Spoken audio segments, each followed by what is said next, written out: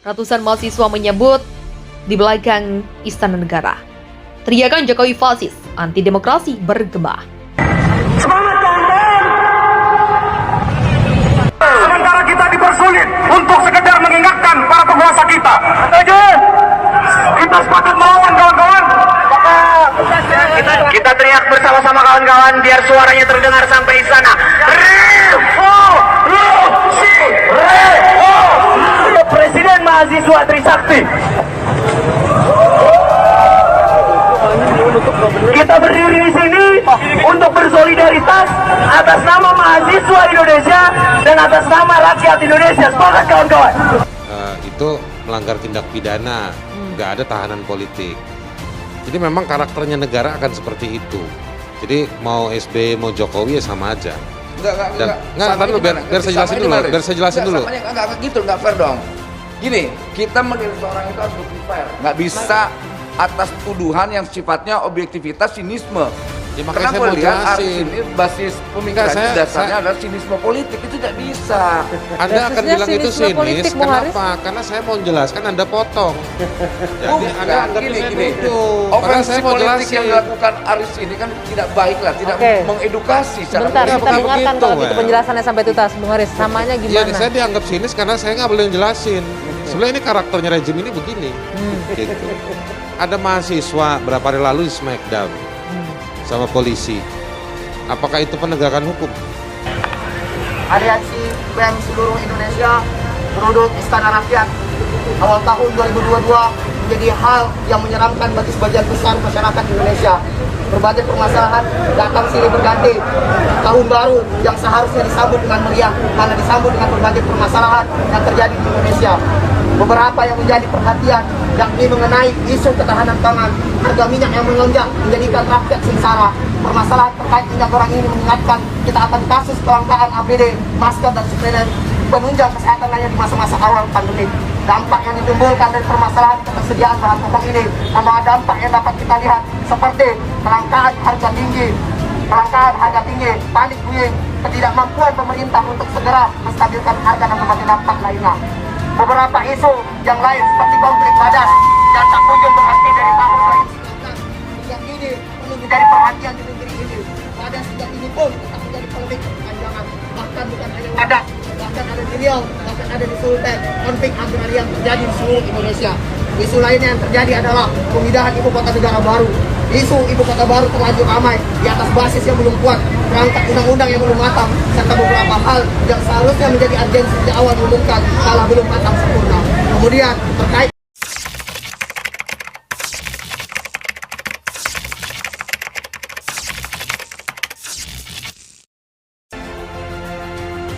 Ratusan mahasiswa menyebut di belakang Istana Negara.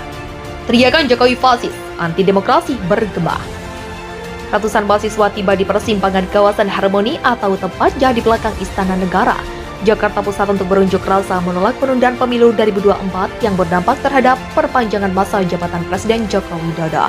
Jumat 1 April 2022, tiba lokasi mereka langsung menyatakan penolakannya, bahkan mereka menyebut Presiden Jokowi anti-demokrasi. Jokowi fasis, anti-demokrasi, teriak orator dari mobil komando yang diikuti pengunjuk rasa. Mahasiswa berkumpul di Jalan Suryo Pranoto. Mereka dicegat mendekati Istana Negara dengan pagar betis aparat kepolisian. Akibat mahasiswa yang berkumpul di ruas Jalan Suryo Pranoto mengakibatkan arus lalu lintas tersendat. Larang mahasiswa dekati Istana Negara. Seperti pemberitaan sebelumnya, puluhan aparat kepolisian menutup Jalan Majapahit yang menuju ke kawasan Istana Negara, Jakarta Pusat. Menyusul aksi unjuk rasa yang akan digelar sekitar 800 mahasiswa. Kasat Lantas Polres Metro Jakarta Pusat Kampol Purwanta mengatakan peserta aksi diprediksi mencapai 800 orang. Demo mahasiswa itu naik masanya, ada sekitar 700-800 orang nanti, kata Purwanta. Kata dia ratusan demonstran akan terlebih dahulu melakukan long march hingga ke depan Istana Negara. Namun hal tersebut akan dicegat dan diarahkan ke kawasan Patung Kuda. Tapi kan mereka nggak boleh karena ada peraturan 500M dari Gedung Vital tidak boleh demo. Nanti kita usahakan di Patung Kuda aja, ujar Purwanta. jika apabila wacana penundaan pemilu direalisasikan, apabila nanti pemilu 2024 ditunda ataupun presiden diperpanjang masa jabatannya, ada harga mahal yang harus dibayar oleh pemerintah. Dia akan begitu tidak pernah lihat dia dalam sejarah hidupnya. Yang digambar itu dilihat mahasiswa itu dibanting. Terus polisi bilang sudah berdamai dengan orang tersebut. Terus berikutnya orang tersebut masuk rumah sakit. Ini penegakan hukum atau bukan? Lalu masalahnya di mana terhadap rezim ini? Dulu sebentar. Gini enggak, jangan juga buat narasi dong bos. Gini, orang yang melakukan itu anggota itu